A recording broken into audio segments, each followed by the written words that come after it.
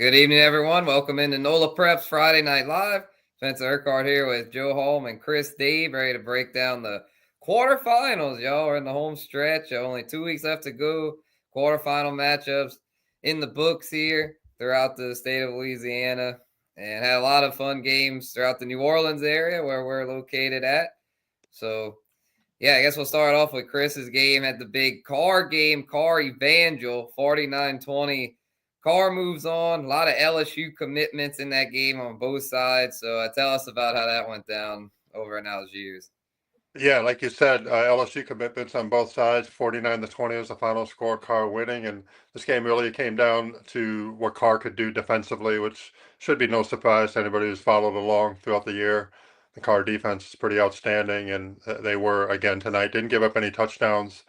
Didn't allow Evangel to score an offensive touchdown until after halftime, and by then Carr had a pretty good lead. But the key was defense and special teams. The first touchdown for Carr's first points came on a safety on a punt after a punt was down at the 1. And then the ensuing kickoff, Carr took back for a touchdown, so they're up 9-0 pretty early on. They had another touchdown in a short field situation where the Evangel punter dropped to one knee at the 3-yard line to field a low snap. And the referees blew it dead, and Carr scored there. Um, they had another punt return that set up a touchdown. Greg Wolford, he's the one who had the kickoff return. He had a long punt return. So it was really a lot of defense and special teams. And then Richard Anderson at the front of that Carr defense. Pretty hard to stop him, obviously. And Peyton Houston, the quarterback for Evangel, that was where a lot of the hype for the game coming in was centered around him and Richard Anderson. And interestingly, Evangel, they ran a lot of plays, almost all their plays in the first half out of a swinging gate formation. So the 4 linemen off to one side. You basically have the center and the quarterback in the middle, and the quarterback about 10 yards behind the center. So it was almost like a long snap every play, and they basically did that, trying to spread out the Carr defense to keep the rushers away, and it didn't really work too well. He was still under a lot of pressure. So just like every week, you're not going to score points against the Carr defense. It's so difficult. The only way is to keep the Carr offense down, and nobody's really been able to do that this year. For sure. Yeah, how did this Pop Houston kid look as far as probably couldn't do a whole lot against Carr's defense, but did he look like a kid that looked like a legit SEC type prospect? Yeah, it's clear that he has a lot of skill, a lot of talent, a lot of ability. It's just when he's running for his life, um, and those receivers are being so closely guarded by a bunch of defensive backs that are all going to play power 4, somewhere like Aiden Hall, another LSU commitment in the Carr secondary. He had an interception, returned it for a touchdown late in the game when the game was already in hand. Hayward Howard is going to Texas. He had an interception earlier. All kinds of, I mean, the receivers couldn't get away from any of those Carr defenders. So Pop Houston had a much harder time tonight than I'm sure he's had in any game this year. And that's a team that came in averaging 50 points a game. And Carr just, that just kept them at bay. And they got Catholic next week. And Bryce Brown said afterwards that the score for that game is going to be a lot different than the score from tonight. It's going to be a close game. Last year they played in the semifinal, and that was a 21-19 final. So I expect a little bit of the same. I think Catholic might have a little bit of the formula of knowing how to keep it close against a team like Carr. For sure. Yeah, it should be a good one. I mean, yeah, last year's Carr team was amazing on offense, and this year's Carr team still strong on offense. But it seems like this year the defense seems to be the biggest strength on Carr, from what I can tell. You've covered it more than me, though, Chris. So would you say that assessment's accurate? Yeah, for sure. I think this is a defense-led team. In a run game too, Trey Garrison had 4 touchdowns tonight, but 2 of those were set up on the real short fields inside the 5 type deals. But still, he ran 15 times for 147 yards. But yeah, this is a defense first team. This is a team that if you're going to beat them, you gotta keep up under 20 points, and then you got to figure out how to score 20 points. And I don't know. Evangel scored 20 tonight, but they had a kickoff return touchdown for one of those touchdowns. So it's yeah, it's got to be a low scoring game if you're going to win against Carr. So far, that hasn't happened. For sure. Watching NOLA Preps Friday Night Live here, breaking down the quarterfinal matchups. We'll shift gears here to St. Augustine and Rummel. St. Aug moves on with a 35-10 win over Rummel, a rematch of two District 9-5A teams. But it was clear from the start that Aug was the better team here. Got off to a great start on offense, 21 points in the first quarter, all three touchdowns. Vashawn Coulon played a part in their senior quarterback. He starts it off on the first drive at a 58-yard touchdown run, I believe, on a player. He just went around, went down the sideline. They couldn't catch him, and he goes all the way 58 yards for the score to put him up 7-0. And then he finds Miguel Whitley from 20 yards out, I believe, for the second touchdown, and then finds Derek Bennett. Derek Bennett really stepped up tonight. He was their lead receiver with 92 yards and a touchdown. Raekwon Williams, one of their star receivers, was out tonight, and I spoke to Coach Valdez after the game and said that he is out for the season with a knee injury. So that's going to be potentially a big blow for St. Aug. But they had plenty of other playmakers, though, with Bennett, Whitley, Christopher Dupuis had a touchdown there, the third Coulon passing touchdown. And then toward the end, they just kind of controlled the clock, controlled the game there with Khalil Lewis.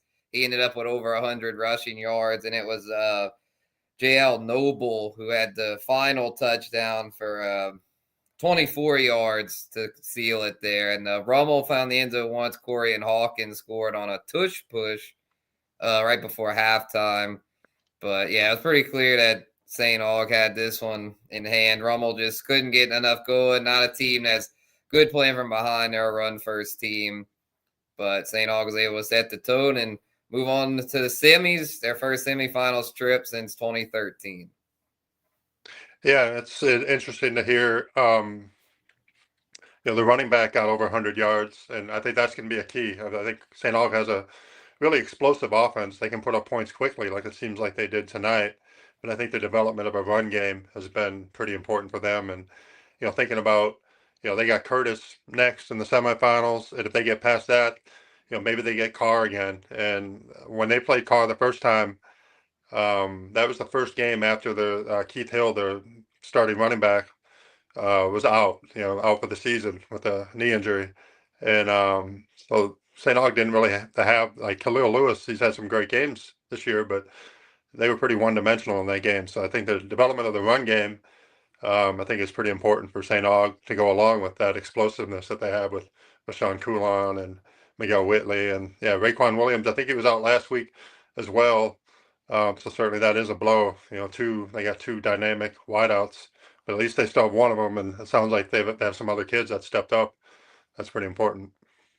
For sure. Yeah, and defensively, they did good there. Peyton Thomas and Larry Johnson each had interceptions, made life really rough on Rummel QB Nathaniel Singleton, who threw the two picks there. And then fumbles were costly for Rummel, too. They lost two fumbles.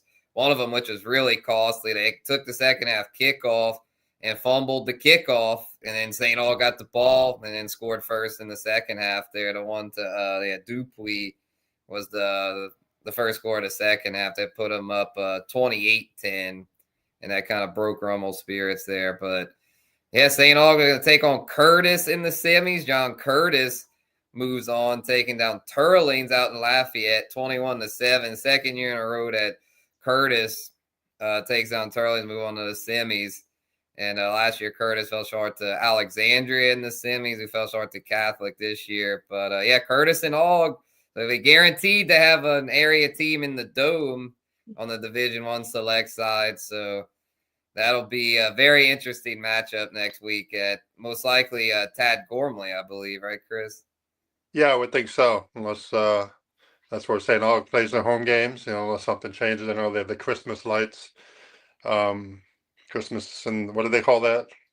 Yeah, Christmas in the celebration Oaks. in the Oaks. Christmas in the Oaks, and I know that Yep. can cause some scheduling issues with trying to have a night game there when They got the cars driving through at night to see the lights.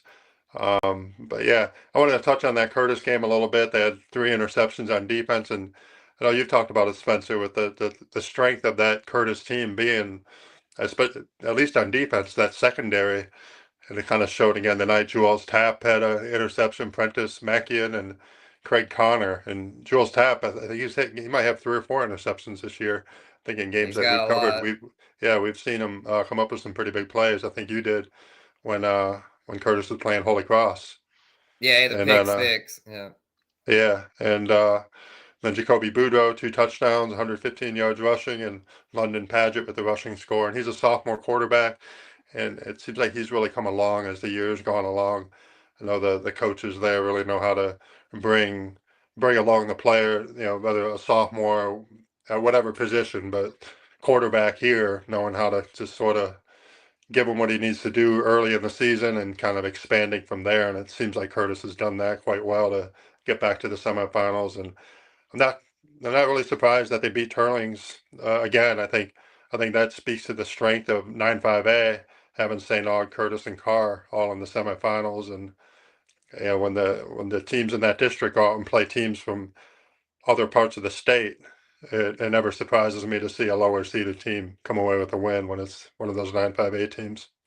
Definitely. Yeah, they're so battle tested, and yeah, no surprise at all that three of them are in the semis. So yeah, Joe, we'll shift gears to Newman and Dunham. You were at Newman this week, and they had no North Shore teams for you to cover. So yeah, did us a solid and went uptown to cover Newman, but the Greenies fall short to Dunham tonight. Elijah Haven, I'm guessing, was a little too much for him.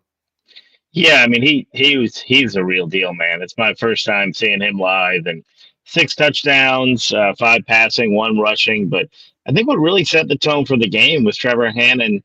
Hammond had a fourth down stop on the fourth play of the game. Newman's 4th and 1. They're around midfield. With Jake Randall, they've been able to get that yard all season. You felt like this was going to be a track meet, and they went for it. It didn't work out.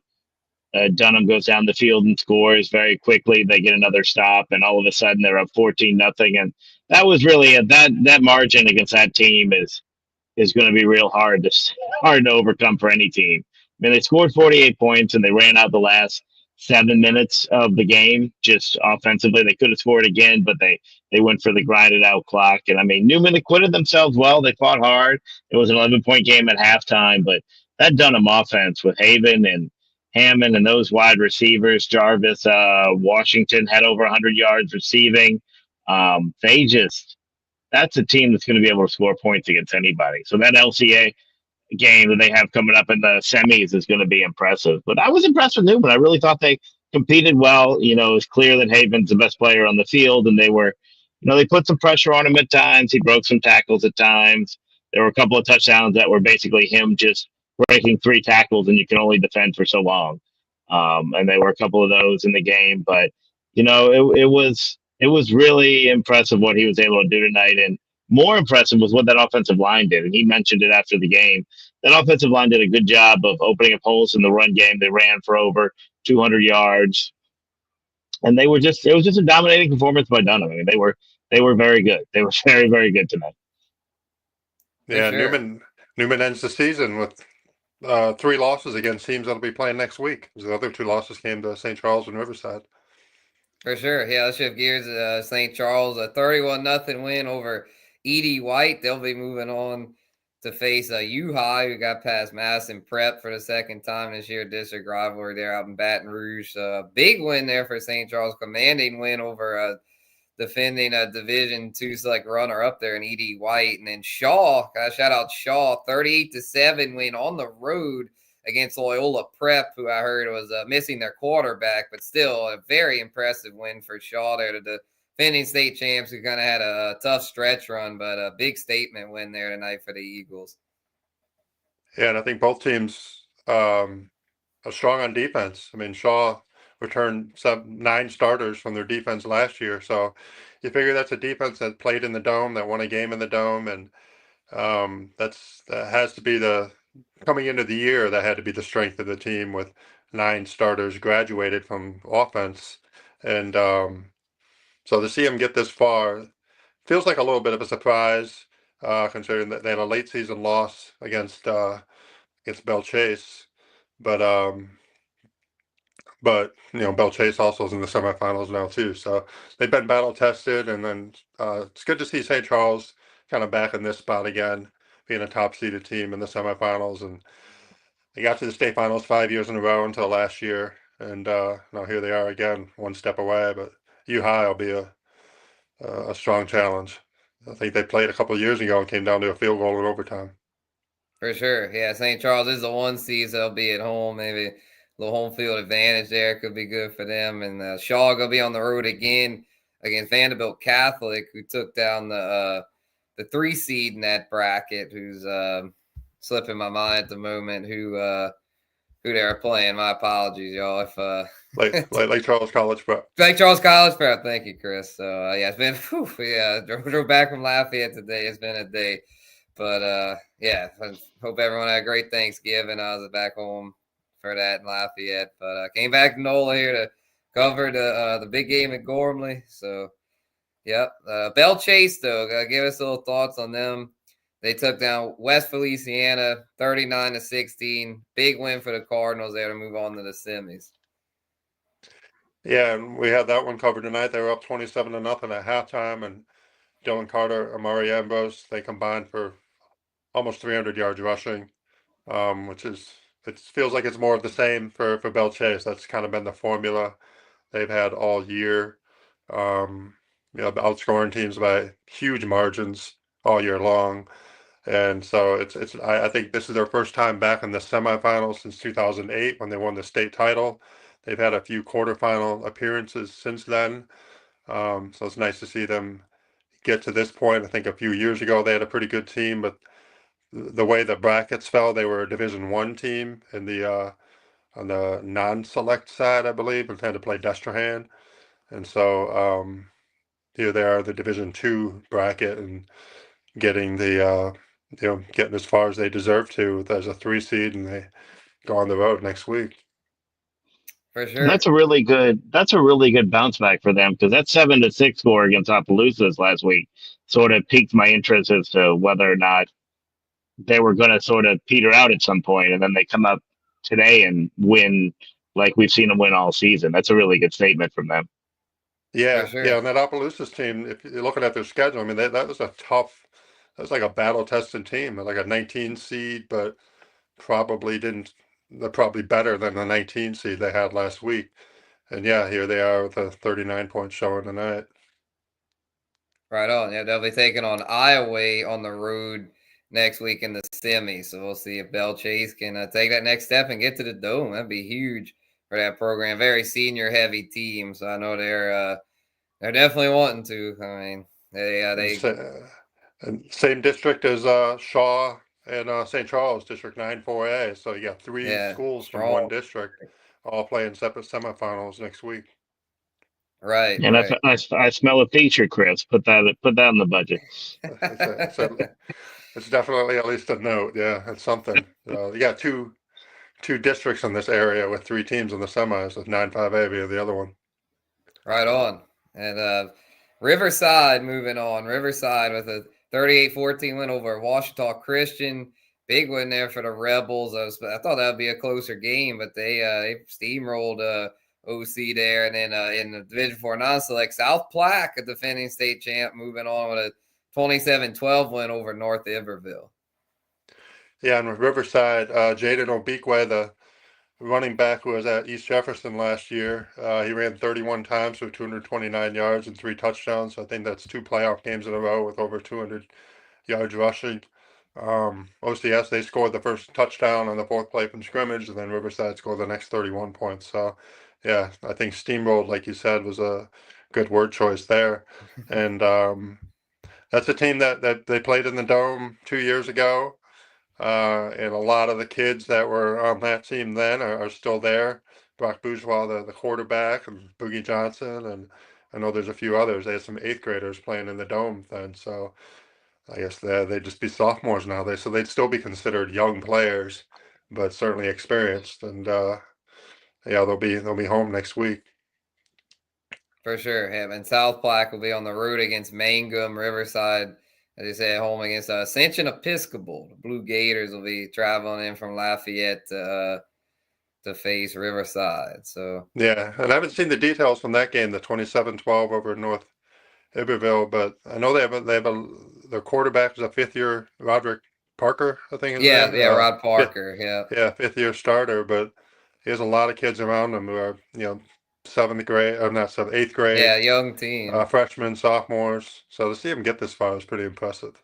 Yeah, lost a lot from last year's state title team. It was a pretty senior heavy team last year, but they got the senior QB, like you said, with Rod Parker. So maybe a repeat's on the horizon for the Canes.